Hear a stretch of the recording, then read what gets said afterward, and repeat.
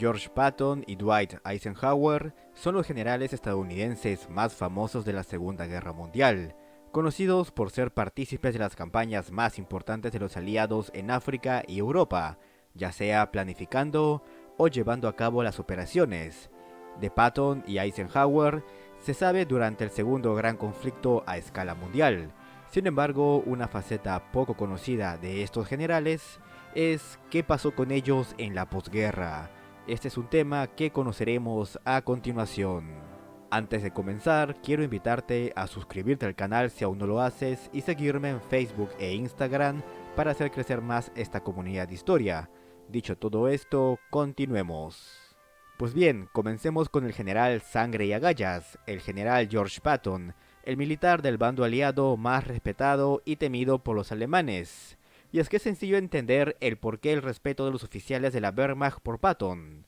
El tipo no era el clásico general de escritorio, no señores, él estaba donde la situación lo ameritaba y tenía una capacidad de iniciativa que lo diferenciaba del resto. Comencemos entonces desde la campaña italiana en 1943. A raíz de la buena actuación de las tropas de Patton durante la parte final de la campaña del norte de África, se le asignó el mando del séptimo ejército, el cual se estaba preparando para invadir Sicilia. En este caso, el general estadounidense trabajaría en conjunto con su par británico, Bernard Montgomery. Las fuerzas de Patton atacarían la parte occidental de la isla, mientras que las de Montgomery el sector oriental.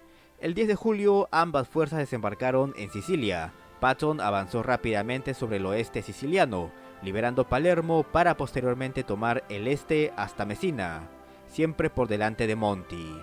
De inmediato se creó un sentimiento de animadversión entre ambos generales, y es que Montgomery era todo lo contrario a Patton. El británico era precavido, refinado y cauteloso, mientras que el estadounidense era impetuoso, arrojadizo y agresivo. Esta sensación de rechazo entre ambos duraría toda la guerra.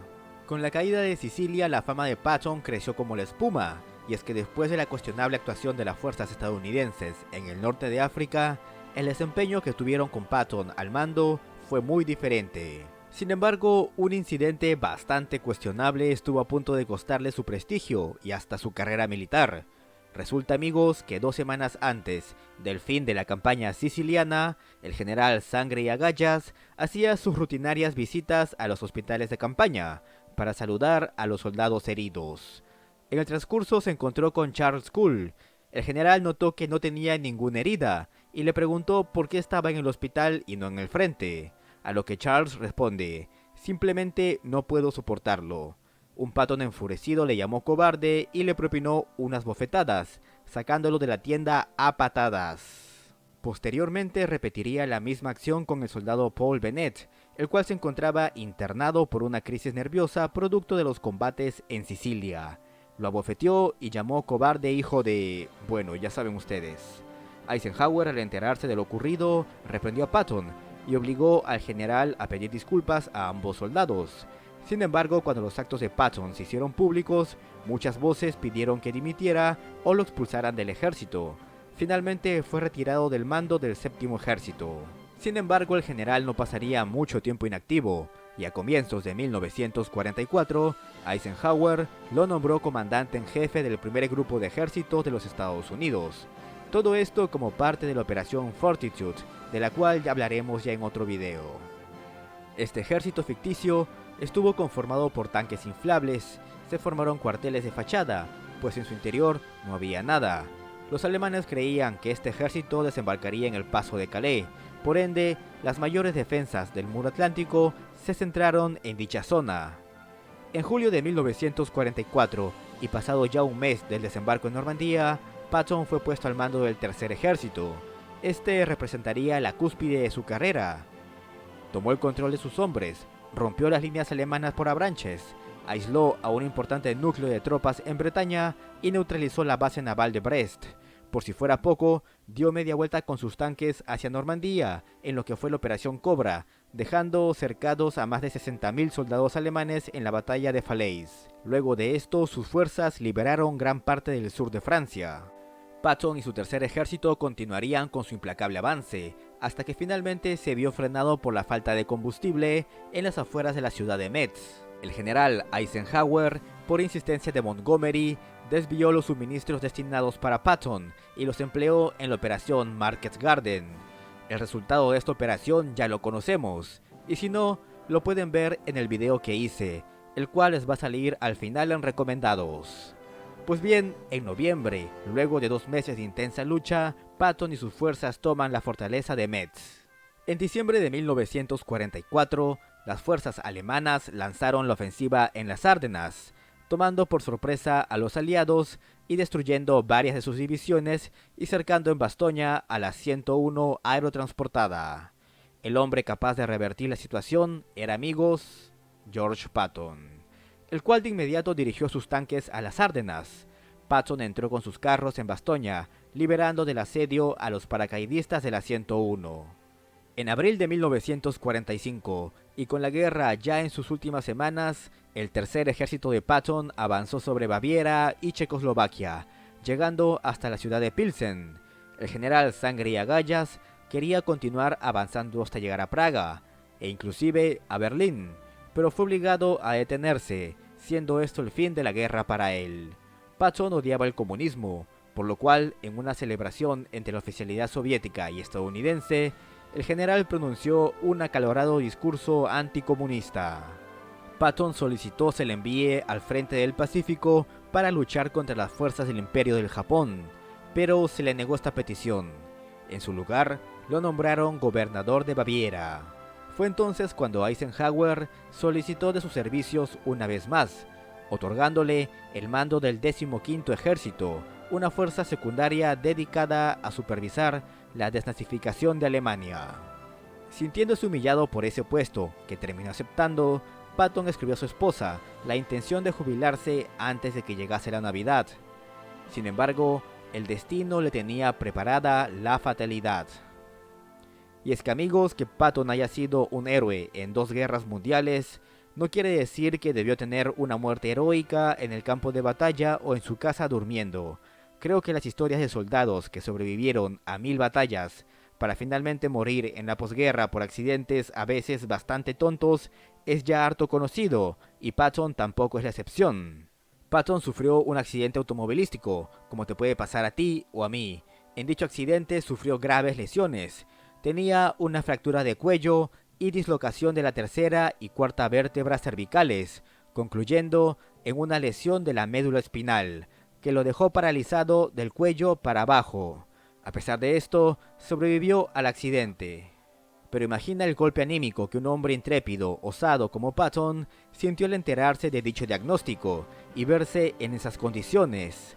El hombre que llevó sus tanques a través de África, Sicilia, Normandía y las Ardenas, ahora se encontraba sin poder moverse. Los únicos que podían verlo eran obviamente los médicos que lo atendían y su esposa Beatriz. El día 21 de diciembre de 1945, su enfermera se percató que el general Sangre y Agallas había dejado de respirar. La causa oficial de su muerte fue un edema pulmonar e insuficiencia cardíaca congestiva. Fue enterrado en el cementerio militar estadounidense de Luxemburgo, junto con algunos caídos en tiempos de guerra del Tercer Ejército, de acuerdo con su solicitud de ser enterrado junto a sus hombres. Patton sin duda fue el general más polémico de Estados Unidos, un férreo anticomunista, al que se le adjudica una frase de dudosa procedencia: luchamos contra el enemigo equivocado. Y es que no hay prueba que Patton realmente haya dicho esto. Esta tan popular frase es más bien sacada de una película biográfica. Lo que sí está documentado en cartas dirigidas a su esposa son las siguientes expresiones: Berlín me dio tristeza, hemos destruido lo que podría haber sido una buena raza, y estamos a punto de reemplazarlos por salvajes mongoles, y toda Europa será comunista. Ahora, tampoco piensen que amaba a los alemanes. Vale recordar las barbaridades que decía sobre ellos mientras comandó el 7º ejército en el norte de África y Sicilia, y el tercer ejército en Francia y Alemania. Es más, Patton, cuando cruzó el Rin en marzo de 1945, orinó en dicho río en señal de afrenta a Alemania, aunque es cierto que en la posguerra cambió un poco su mentalidad referente a ellos. Quiero agradecer a mi buen amigo Leandro, dueño de la página en Facebook Fortis Leader, quien me apoyó bastante con esta última parte de la vida de Patton. Cuando no podía encontrar la información faltante, él no dudó en darme una mano. Dejaré su página de Facebook en la descripción. Les recomiendo que la sigan, sube muy buen contenido histórico. Quizá Eisenhower no haya sido un general tan polémico como Patton, quizá no destaque por lo mismo que el anterior, pero sin duda Eisenhower era un excelente organizador y estratega, planificador de las campañas en Italia y Normandía. Eisenhower no solo tuvo que enfrentarse a estos retos, sino que también saber sobrellevar el temperamento de generales como Bradley, Patton, de Gaulle y cómo no mencionar a Montgomery. Empecemos nuestra historia a comienzos de 1944, luego de la conferencia de Teherán, donde se reunieron Roosevelt, Churchill y Stalin, se acordó la apertura del segundo frente en Europa. Los aliados occidentales atacarían las costas francesas sí o sí en 1944, y el hombre elegido para planificar la invasión anfibia más grande de todos los tiempos fue el general Eisenhower, quien fue designado comandante supremo de las fuerzas aliadas.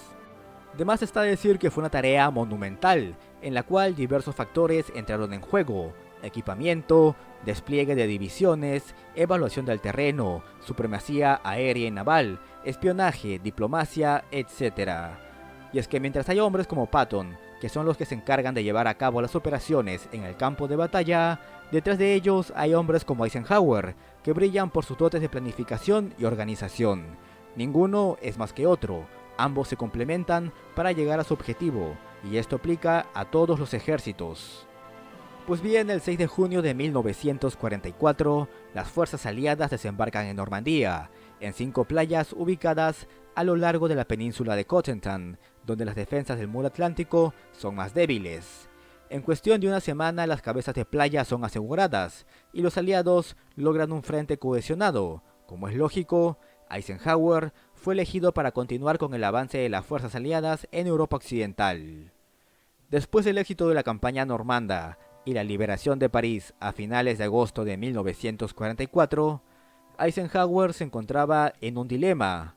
El alejamiento de las fuerzas aliadas de las playas de Normandía había hecho muy difícil la entrega de suministros a los ejércitos. Eisenhower tuvo que tomar una decisión muy importante: apoyar el avance del general Montgomery o del general Patton. El británico quería avanzar a través de Bélgica y los Países Bajos para penetrar en el norte de Alemania. El estadounidense pretendía avanzar hasta el Rin y entrar en el corazón industrial de Alemania, dando un golpe contundente. Finalmente, Eisenhower, por consideraciones diplomáticas, aceptó dar prioridad a Montgomery.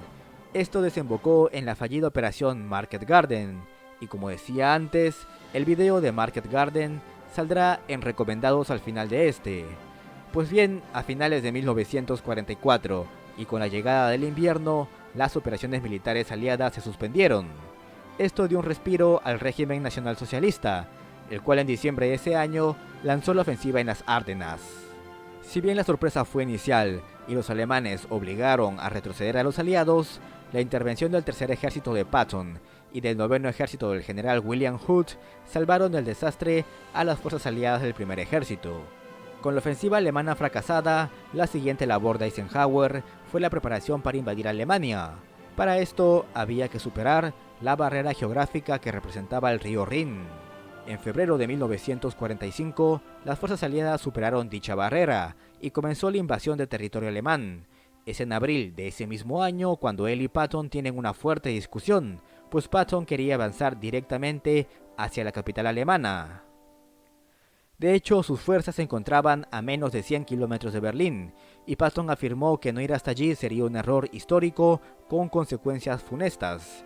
Sin embargo, tras la conferencia de Yalta, se había acordado que la toma de Berlín estaría a cargo del ejército soviético.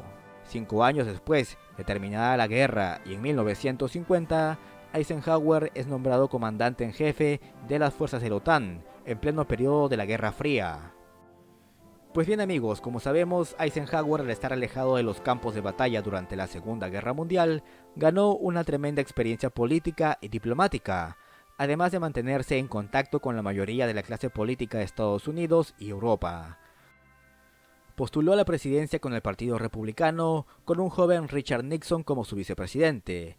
Ike terminaría alzándose con la victoria y gobernaría desde 1953 hasta 1957. A lo largo de este primer gobierno, se vio involucrado en la firma del armisticio de la Guerra de Corea.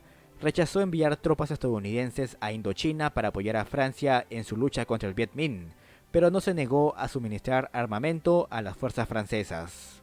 El pueblo estuvo tan contento con el primer mandato de Eisenhower que le volvieron a dar la victoria en las elecciones presidenciales de 1956. Así, Eisenhower volvería a gobernar Estados Unidos, esta vez desde 1957 hasta 1961. Este segundo mandato se basó en la lucha contra la expansión del comunismo en Extremo y Medio Oriente.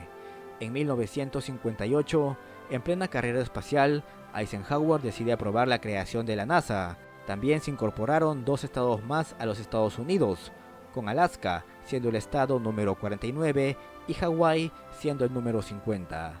Pero sin duda, el momento más tenso de su mandato fue cuando el avión espía U-2 de origen estadounidense fue derribado en territorio soviético, lo que lógicamente produjo un incremento en las tensiones entre ambas potencias. Terminado su segundo mandato, Eisenhower se retiró temporalmente del escenario político. Hizo giras a lo largo de todo Estados Unidos dando charlas y conferencias. Finalmente falleció en 1969 a la edad de 78 años. Patton y Eisenhower, 2 grandes generales con características y destinos muy diferentes, pero que sin lugar a dudas pasaron a la historia. En fin amigos, con esto terminamos el video de hoy.